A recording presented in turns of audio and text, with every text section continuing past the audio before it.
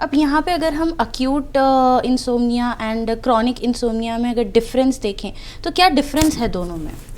तो acute insomnia में generally less than 3 months रहते हैं और इसका ट्रीटमेंट जो है मेडिकेशन के साथ साथ काउंसलिंग रहता है, CBTI बोल के ट्रीटमेंट रहते हैं। क्रॉनिक इंसोम्निया है वो ईयर्स टुगेदर रहते हैं और मोर देन 3 मंथ्स रहते हैं और इसमें उसका अंडरलाइंग फैक्टर्स मेडिकल कंडीशंस को ट्रीट करना बहुत इंपॉर्टेंट रहते हैं। बट इसमें भी ट्रीटमेंट में CBTI बोल के, बिहेवियरल थेरेपीज बोल के, लाइफस्टाइल चेंजेस बोल के, काउंसलिंग बोल के और मेडिकेशंस के साथ ये पूरा ट्रीटमेंट्स होते हैं। तो ट्रीटमेंट प्लान्स में थोड़ा चेंजेस रहते हैं।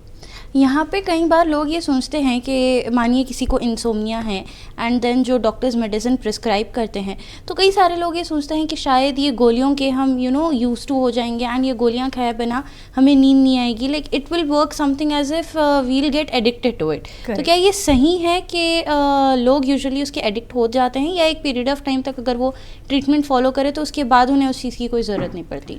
तो ये पेशेंट टू पेशेंट डिपेंडेंट होते हैं। तो किसी में एक तरह के पेशेंट्स रहते हैं वेर फार्मेसी को जाते हैं, उसको फार्मासिस्ट पता है या नहीं तो उसके फैमिली में कोई डॉक्टर है तो वो मेडिकेशन लेके आते और खाते रहते हैं बिना प्रिस्क्रिप्शन के हिसाब से। राइट। तो ये एक तरह के पीपल होते हैं। उसको वेरी इंपॉर्टेंट थिंग क्या है ना, इंसोम्निया में फॉलोअप इज़ वेरी इंपॉर्टेंट। तो एवरी 2 वीक्स डिसीज़ चेंज हो सकता है।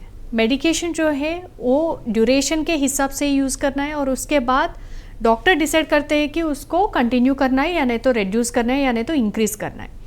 तो ये पेशेंट्स को फॉलोअप एक चीज़ माइंड में रहना है और मेडिकेशंस डेफिनेटली एडिक्टिव हो सकता है, इसीलिए डॉक्टर प्रिस्क्रिप्शन के हिसाब से लेना है। पर दूसरे तरह के पेशेंट्स होते हैं जब डॉक्टर ही प्रिस्क्राइब करते हैं उसको आपको इंसोम्निया है और आपको मेडिकेशंस लेना पड़ता है, वैसा जब डॉक्टर बोला है तब पेशेंट्स एंग्शियस फील हो जाते हैं। राइट।